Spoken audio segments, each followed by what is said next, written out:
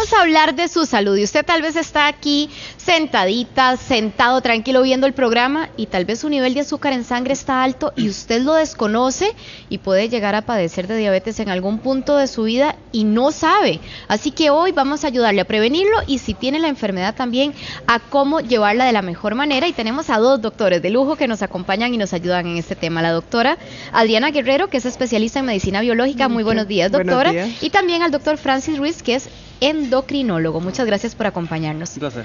Doctor, ¿puedo tener azúcar en sangre, diabetes y no saberlo? Estar ahí tranquilo y desconocerlo. Realmente, lamentablemente sí.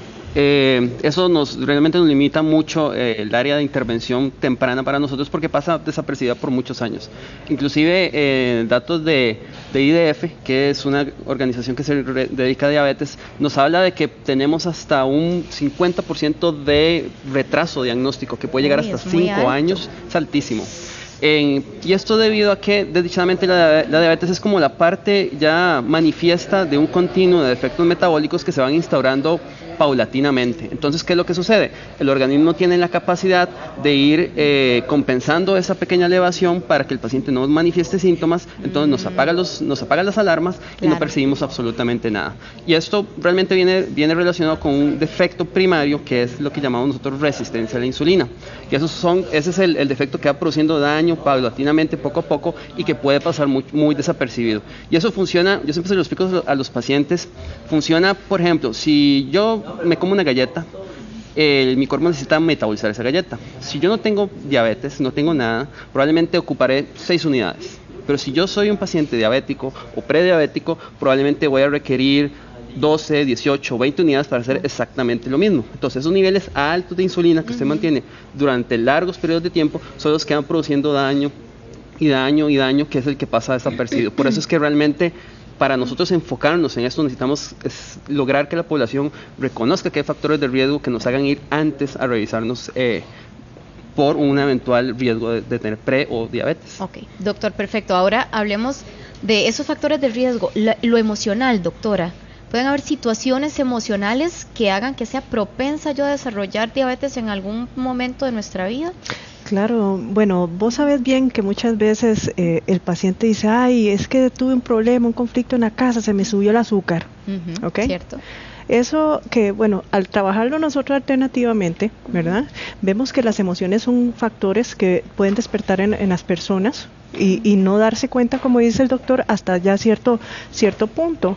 En la diabetes tenemos 4 conflictos principales. Lo que es que tengo que tener resistencia, entonces tengo que mantener el azúcar en mi sangre para ya sea sobrellevar un problema que tengo, que tiene tiempo de estar en mi casa o situación laboral, etcétera. Miedo al frío, entonces el azúcar se vuelve como un combustible que genera calor en tu cuerpo, entonces miedo a la muerte, miedo a estar sola. ¿Okay? El otro entonces que el amor es peligroso, entonces el amor se convierte como si fuera el azúcar de tu cuerpo, el dulce. Hace falta dulzura en mi familia o tuve un problema incesto, entonces el amor lo ven de otra forma, negativo, entonces no quiero esa relación de amor, esa dulzura en mi vida, entonces no quiero que entre a mis células, la mantengo en la sangre. Y por último es, otro que se ha visto otro conflicto, mi casa, se habla que mi casa está partida en 2. Por ejemplo, tengo mi mamá que es de un modo y mi padre que es del otro, o la esposa que es, ¿qué te digo?, muy mental y el esposo es un charlatán.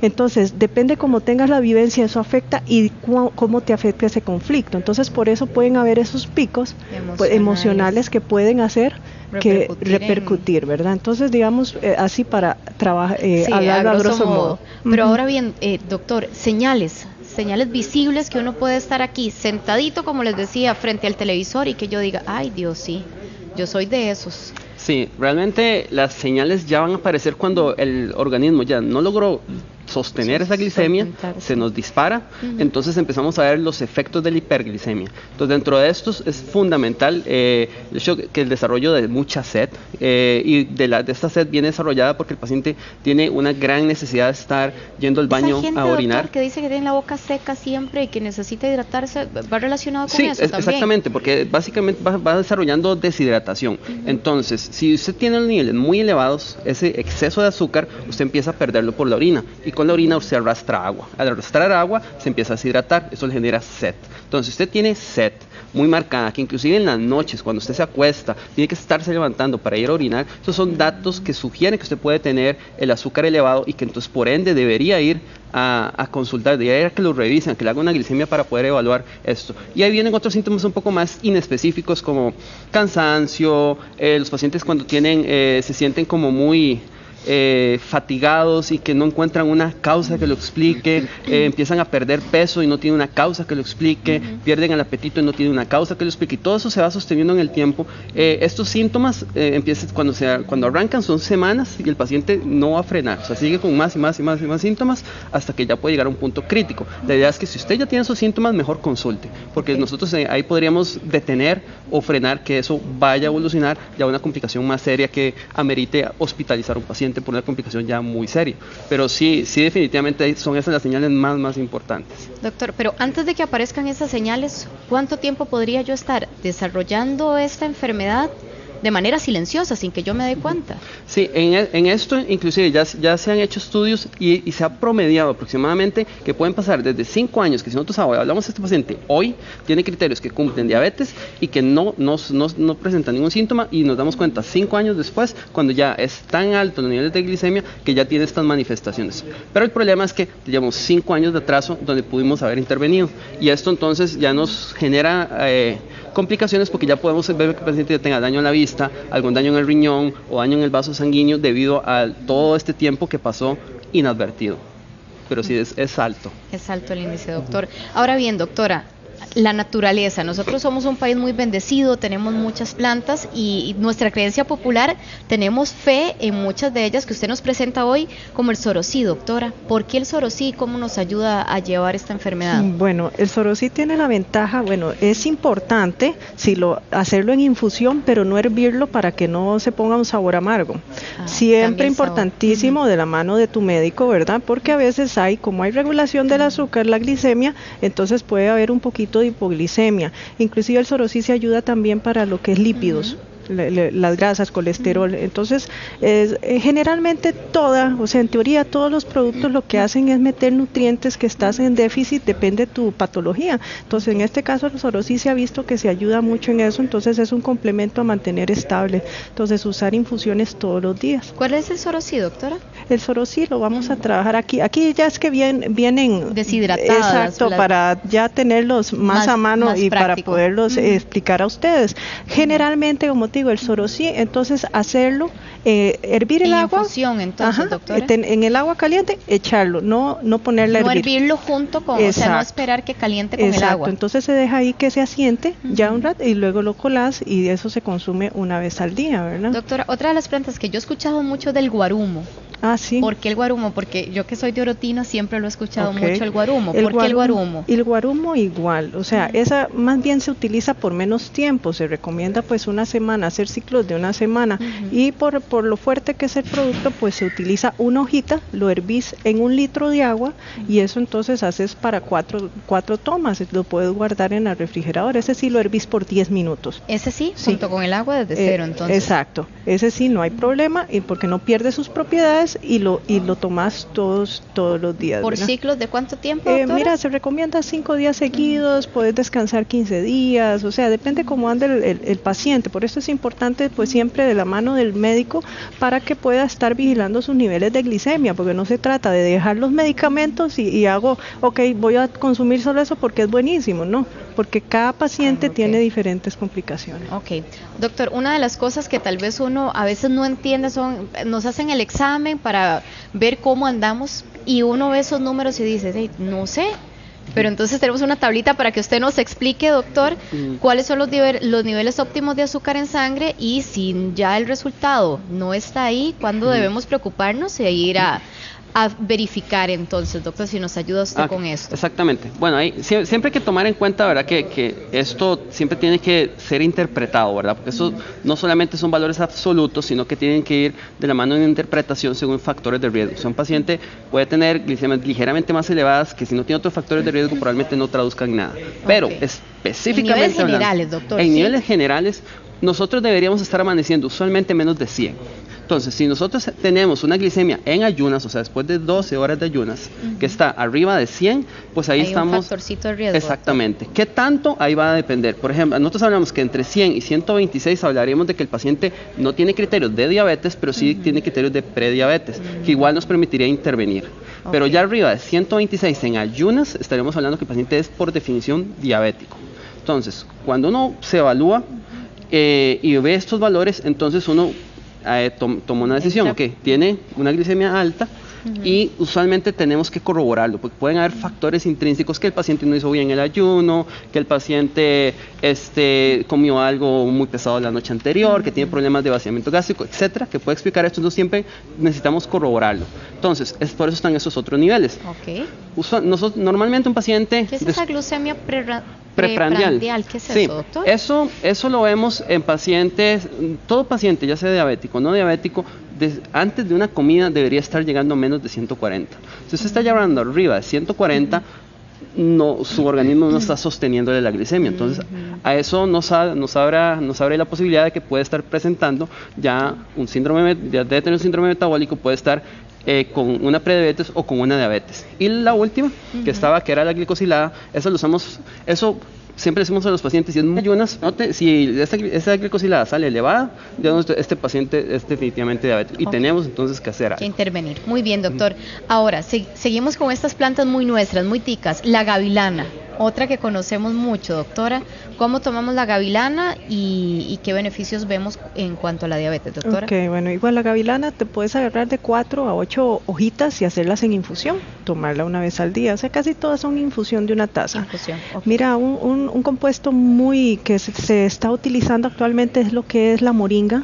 La moringa. La moringa, que aquí la vemos, está en forma molida, ¿verdad? Exactamente, molida y en hojitas. La hojita la puedes usar más para infusión, entonces volvemos a lo mismo, una infusión todos los días, y esta tiene la ventaja que no cambia el sabor de las comidas. Entonces en polvo puedes echarla sobre el gallo pinto, sobre ensaladas, todas las comidas como vos querás. Entonces estás metiendo muchos nutrientes, porque la moringa ayuda para defensas, no solamente para lo que es azúcar, y tiene muchas vitaminas, doctora. Exactamente. Entonces, esta es una buena opción que ya se consigue en el país. Obviamente es importante los productos que sean de calidad, ¿verdad? Entonces, pues, la que tenemos aquí es orgánica.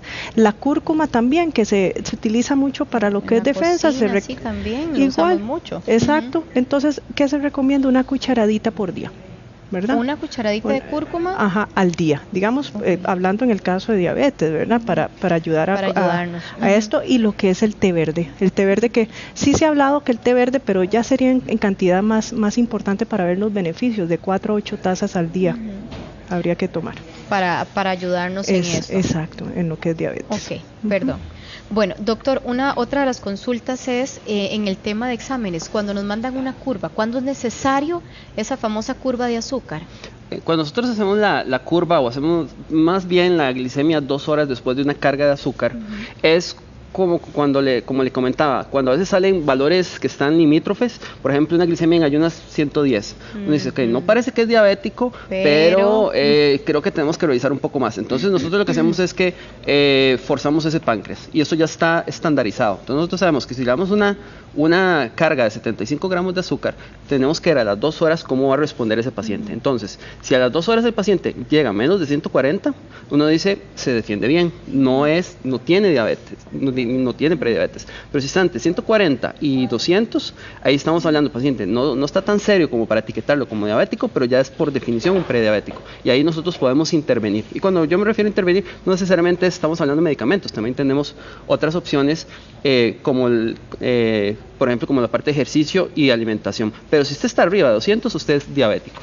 Entonces lo hacemos es para desempatar, por decirlo de una manera, cuando tenemos duda. Pero por ejemplo, usted le hace a un paciente una glicemia en ayunas y está en 220, es diabético fijo. O sea, usted ya se sacó la lotería. No hace falta hacer otra intervención. Okay. Y usted rápidamente interviene, porque eso es lo más importante en diabetes, ser rápidos y agresivos en cuanto a tratar de controlar a ese paciente, para tratar de que ese páncreas sobreviva la mayor cantidad de tiempo posible. Ok, doctor, cuando hablamos de términos como hipoglicemia, hiperglicemia, tal vez se nos enreda mucho, pero ¿cómo distinguimos un paciente de azúcar elevados versus azúcar bajo? ¿Cómo se distingue uno del otro? Realmente Lo que más síntomas da en agudo es la hipoglicemia, porque cuando viene el descenso ¿La de azúcar, hipo sería entonces, la hipo sería el doctor? bajonazo, Ok, el hacia bajonazo de abajo. azúcar, exactamente. Entonces, cuando uno tiene un bajonazo de azúcar, siempre hay que tener en cuenta que en el contexto de un paciente diabético, la gran mayoría de ocasiones que vamos a estar expuestos a hipoglicemias o bajonazos de azúcar es por el tratamiento que recibe el paciente.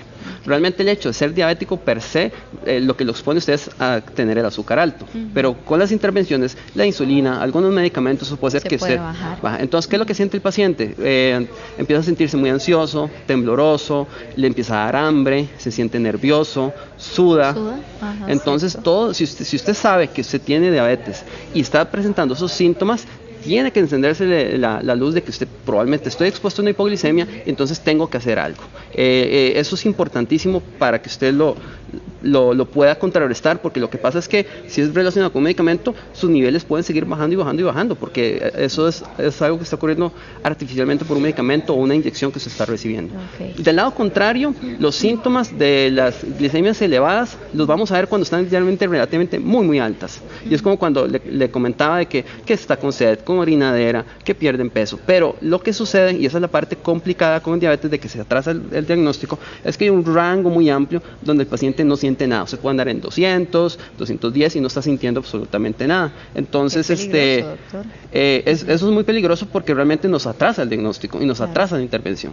Pero en cuanto a síntomas de azúcar elevado, son esos, ¿verdad? La falta de el cansancio, la pérdida de peso, la sed, la orinadera. Y la orinadera. Perfecto. Doctora, para que no se nos quede por fuera, una que utilizamos, bueno, no solo para la diabetes, sino para todo, nos mandan el jengibre. ¿Por qué el jengibre?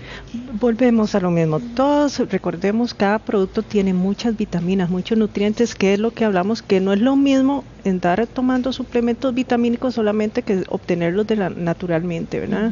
Y obviamente la calidad, como te mencionaba, orgánico. Entonces el jengibre, que se ha visto, ayuda mucho a defensas y ayuda a lo que es el manejo glicémico y antioxidantes. Entonces, eso sí, el jengibre para ayudar a diabetes tiene que utilizarse, hay presentaciones, yo traje la forma natural, pero hay presentaciones donde puedes conseguir cápsulas de jengibre concentrada, doctora.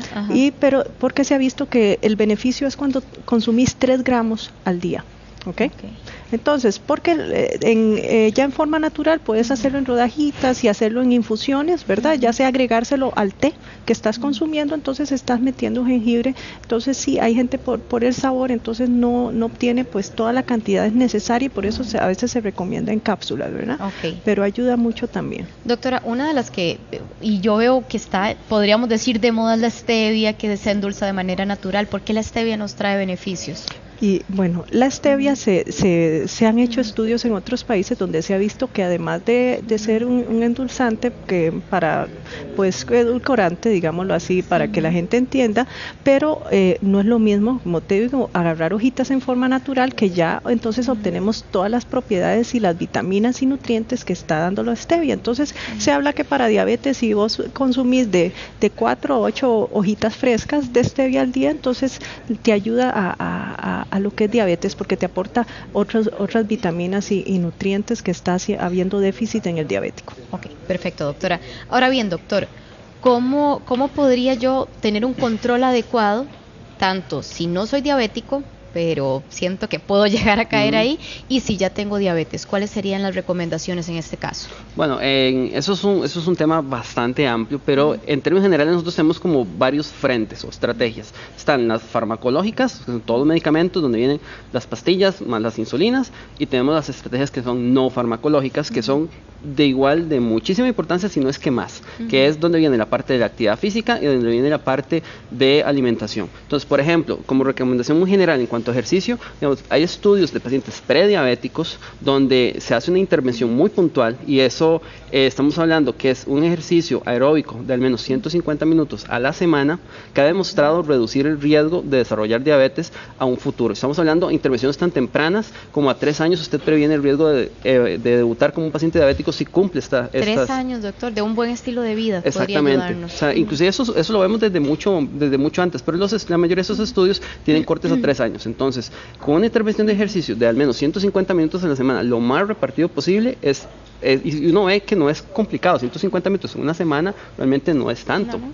Y por otro lado, con la alimentación, los cuidados más importantes que tenemos es principalmente con el consumo de carbohidratos, porque bueno, la idea es que el paciente tenga en su cabeza estructurado de que cuántas porciones de carbohidratos debería consumir al día y de qué calidad de carbohidratos debería tener esos carbohidratos que va a consumir, y eso junto con el ejercicio, digamos, tiene tanto impacto, si no es que más, en reducir esta resistencia a la insulina y por ende prevenir que un paciente desarrolle diabetes o un paciente diabético, que nosotros podamos intervenirlo y que inclusive si está usando insulina podemos bajarle la dosis, si está usando medicamentos podemos bajarle las dosis, claro. Y eso lo vemos y es una realidad. Entonces es importante tener eso en cuenta porque realmente eso cambia el manejo, o sea, el paciente de verdad se beneficia y muchas veces lo dejamos de lado porque decimos, no, ya soy diabético, de ahí ya ni modos, de ahí será ir sumando pastillas, insulinas, etcétera, pero no, realmente uno puede revertir eso. Qué excelente. Y doctora, usted mencionó el té verde, pero reforcemos porque es algo que lo tenemos muy a la mano y podríamos ver muchos beneficios de él, y creo que es una buena cantidad, tal vez si el doctor me pasa por ahí el frasquito, claro. Porque usted lo señalaba, doctora, que era importante en una cantidad un poquito más grande, ¿verdad? Sí, para el caso, como te hablo del diabetes, aquí, bueno, tenemos ya la opción en bolsitas de té verde orgánico, ¿verdad? Que esta la consigues en el supermercado, entonces es más fácil pues que te hagas tus infusiones, tener la mano, tomar, si quieres, entonces, en vez de tomar café, entonces usas té verde, ¿verdad? Y además de la digestión, defensas y aporta nutrientes y ayuda en lo que es el control glicémico también. Muy bien. Doctora Guerrero, doctor Ruiz, muchísimas gracias por acompañarnos. Muy valiosa la información que nos acaban de compartir y a ponerlo en práctica ya en casa. Gracias a ambos. Hasta luego. Pati.